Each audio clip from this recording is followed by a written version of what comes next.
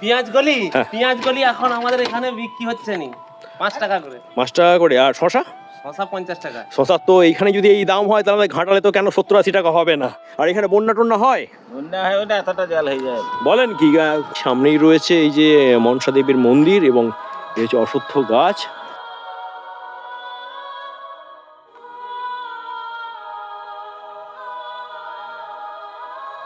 রাস্তার পাশে অনেক গ্রামবাসীকে পেয়ে গেছি। মেসমশাই ভালো তো? হ্যাঁ ভালো। অবাক লাগছে। যাই হোক, যেটা বলার, এটা কোথায় এলাম, কোথায় এই জায়গাটার নাম কি? এটা দানিকালা মনসাতলা। মনসাতলা। আমি একটু দেখে দিচ্ছি। আর পেছনের রাস্তাটা ওই মানে এটা তাহলে কি road? Khudiram road. Khudiram road. মানে আমাদের ওই নাড়াজল পশ্চিম থেকে হয়ে এটা তাহলে কোথায় চলে যাচ্ছে? নেড়া দেউল। মানে আমাদের বীর বিপ্লবী ক্ষুদিরাম বসুর জন্মভিটের কাছাকাছি চলে যাচ্ছে, ওই কারণেই। আর এখানে বন্যা টন্যা হয়? বন্যা হয় ওটা এতটা জল হয়ে যায়। বলেন কি? কোন নদী আছে? নদী হচ্ছে যে বুড়িগাং, পারাং, শিলাবতী। শিলাবতী, তিনটেই আছে। বুড়িগাংটা কোন দিকে? বুড়িগাংটা ওই পাশে। আচ্ছা আচ্ছা। তো আর আমি দেখিয়ে দিচ্ছি, সামনেই রয়েছে এই যে মনসা দেবীর মন্দির এবং এই হচ্ছে অশ্বত্থ গাছ। আর ও পাশটা চলে যাচ্ছে কি দানিকোলা? আর এইটা তো বললেন যে সুপা পুরসুরি হয়ে মানে কাঁটা দরজাও যাওয়া যায়, তাই তো? আর চলে যাচ্ছে নেড়া দেউল। তো যেহেতু এসেছিলাম, আসতে পেরেছি অনেক দিন পর, আর ভাষাপুলেতে আপনাদেরকে দেখিয়ে দেওয়ার আজ একটা সৌভাগ্য হলো। মাকেও দেখিয়ে দিচ্ছি।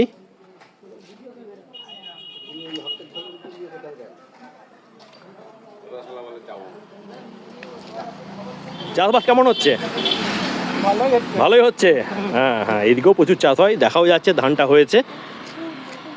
তো এই মন্দির এবং সম্ভবত এটা নাট মন্দির, আর তার পাশে রয়েছে দেখতে পাচ্ছি কার্তিকদেরকে রাখা হয়েছে।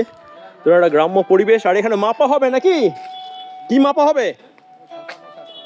একটু জোরে বলুন। শশা? এর মধ্যে শশা আছে। আর ও পাশে ওইগুলো তো মনে হচ্ছে হ্যাঁ পেঁয়াজ কলি। এখনো পেঁয়াজ কলি উঠছে, তাই তো মাঠ থেকে? একটু পরেই বন্ধুরা মাপার কাজটা শুরু হবে। চাষিরা অলরেডি দেখতে পাচ্ছেন নিয়ে আসতে শুরু করে দিয়েছে। এই সমস্ত বস্তার মধ্যে কিন্তু শশা রয়েছে, প্রচুর দাম শশা। আর শশা এখন কত করে? পেঁয়াজ কলি কত করে? পেঁয়াজ গলি এখন আমাদের এখানে বিক্রি হচ্ছে নি 5 টাকা করে। 5 টাকা করে। আর শশা? শশা 50 টাকা। শশার তো এইখানে যদি এই দাম হয় তাহলে ঘাটালে তো কেন 70-80 টাকা হবে না। এখানেই তো দাম এত বাড়া। 80 টাকা। যাওয়ার সময় তো 2-4 বস্তা সবজি ছিল, আর ফেরার সময় আপনাদেরকে দেখিয়ে দিচ্ছে এবারে জোর কদমে পাইকারি বাজার গমগম করছে। আর এই শশার তো এবছর যা দাম, আকাশ ছোঁয়া দাম। তবে এ পাশে কিন্তু মানে এই দিকে নাড়াজলের একদম পশ্চিম দিকে কিন্তু ভালো রকম মাঠগুলোতে চাষ হয়েছে, আর একেবারে মাপা চলছে, সেটাও দেখিয়ে দিলাম।